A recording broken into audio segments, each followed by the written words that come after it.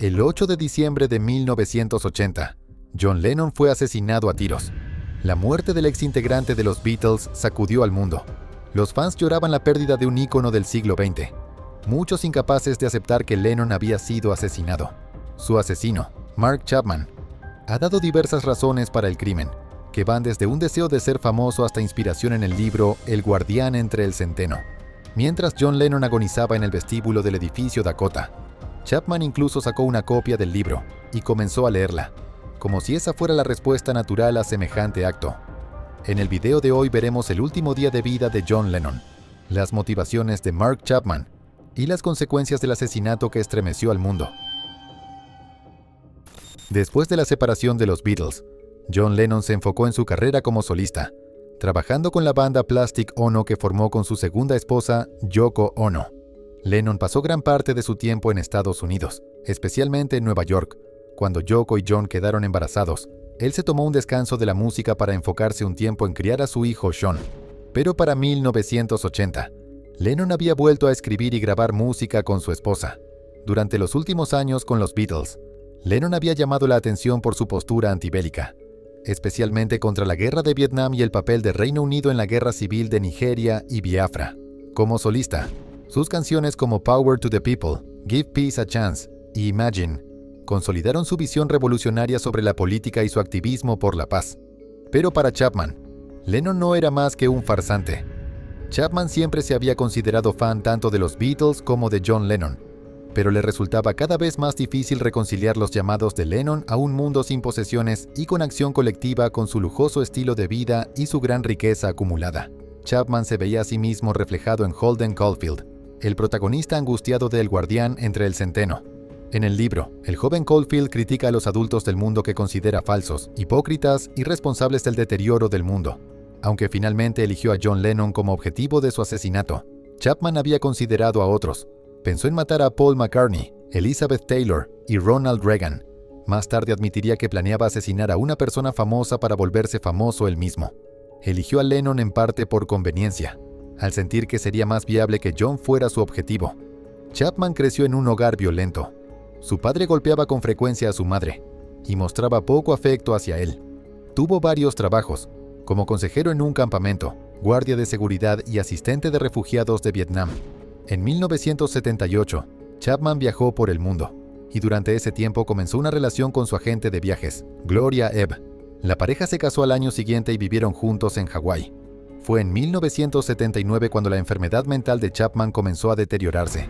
Empezó a beber en exceso, y se obsesionó tanto con John Lennon como con El guardián entre el centeno. En octubre de 1980, Chapman compró una pistola calibre 38 y voló a Nueva York con la intención de matar a Lennon. Sin embargo, no pudo llevar a cabo el acto. Una casual visualización de la película Gente como uno, Ordinary People, pareció cambiar su rumbo.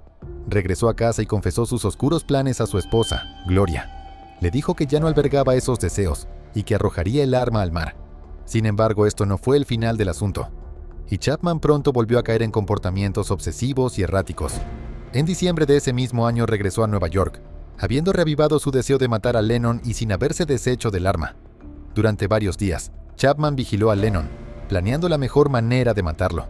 El 7 de diciembre, Chapman, en un estado de perturbación, se acercó al cantante folk James Taylor y le explicó que iba a hacer grandes cosas con John Lennon.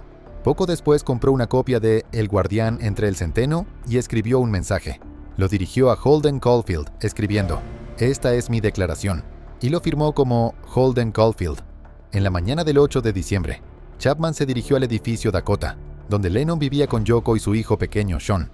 Chapman pasó la mayor parte del día cerca de la entrada del edificio Dakota, junto a varios fanáticos. Pudo conocer a Sean Lennon, quien había salido a caminar con la ama de llaves de John. Según reportes, le dio la mano al niño y le dijo: "¡Qué niño tan hermoso!", en referencia a la canción que Lennon había escrito para él.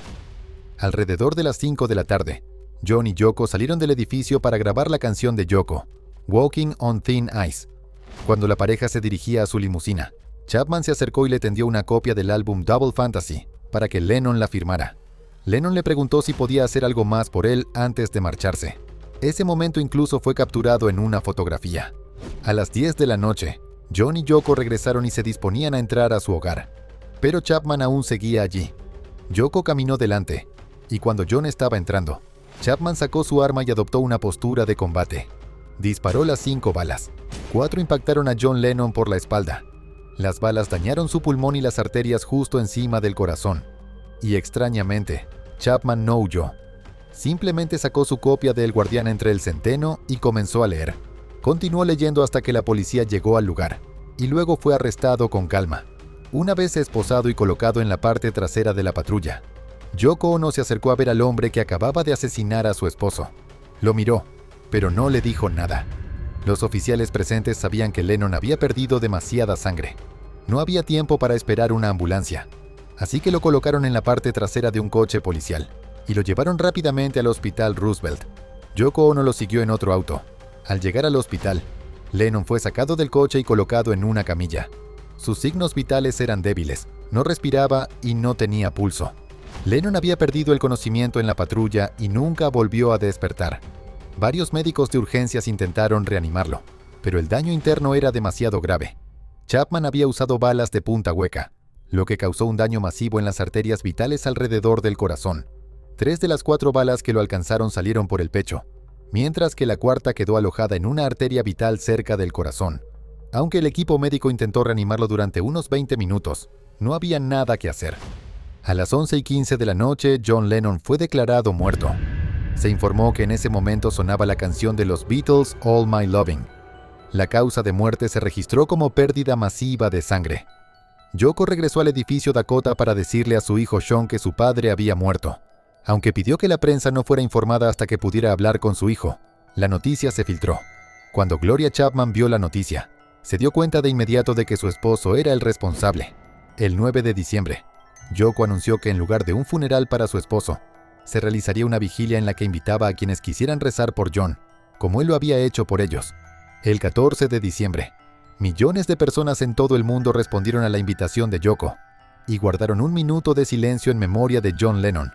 Casi 250,000 de personas asistieron a la vigilia en Central Park. El 6 de enero de 1981, Chapman compareció ante los tribunales y fue acusado de asesinato en 2º grado. Ignorando el consejo de su abogado de declararse inocente por demencia, Mark Chapman se declaró culpable. Fue sentenciado entre 20 años y cadena perpetua. Se le ha negado la libertad condicional casi 1 docena de veces y ha intentado mostrar arrepentimiento. Desde entonces ha admitido que estuvo equivocado al intentar alcanzar la fama asesinando a Lennon, eligiendo la forma más rápida y destructiva posible. Afirma que ahora ha encontrado a Jesús, quien lo ha ayudado a ver el error de sus actos. Su esposa Gloria sigue casada con él y continúa visitándolo para las visitas conyugales. En 1985, una sección de Central Park cerca del edificio Dakota fue designada como Strawberry Fields, en homenaje a la canción escrita por Lennon. En su centro hay un mosaico con una sola palabra, Imagine. Desde entonces se ha convertido en un lugar para que los fans de Lennon lo visiten, rindan homenaje y dejen flores. Hasta el día de hoy, sigue siendo un sitio donde los fans se reúnen en ocasiones especiales, como el cumpleaños de John Lennon o el aniversario de su asesinato. Las motivaciones de Chapman para el asesinato de John Lennon parecen estar profundamente impulsadas por el deseo de hacerse famoso. Su intención inicial de matar a varias celebridades antes de decidirse por Lennon, y su insistencia en que no era algo personal apuntan a esto. La fascinación con el guardián entre el Centeno no puede ignorarse, ya que Chapman aparentemente se veía reflejado en el personaje de Caulfield. Al asesinar a John Lennon, Mark Chapman logró su objetivo. Lennon se hizo famoso por su papel en una de las bandas más grandes de la historia, por sus comentarios polémicos y por su contribución a la cultura popular. Chapman logró insertarse en la historia de John Lennon al ser quien terminó con su vida, robando fama e infamia a partir de su acto. No es posible hablar de la vida y muerte de John Lennon sin mencionar el impacto de Chapman. Sin embargo, deberíamos enfocarnos en cambio en la contribución de Lennon al mundo. Aunque no cabe duda de que se le pueden hacer críticas al hombre, John Lennon seguirá siendo una de las figuras más importantes del siglo XX. Su música vivirá más allá del acto que terminó con su vida, y del hombre que buscó fama de la forma más despreciable posible.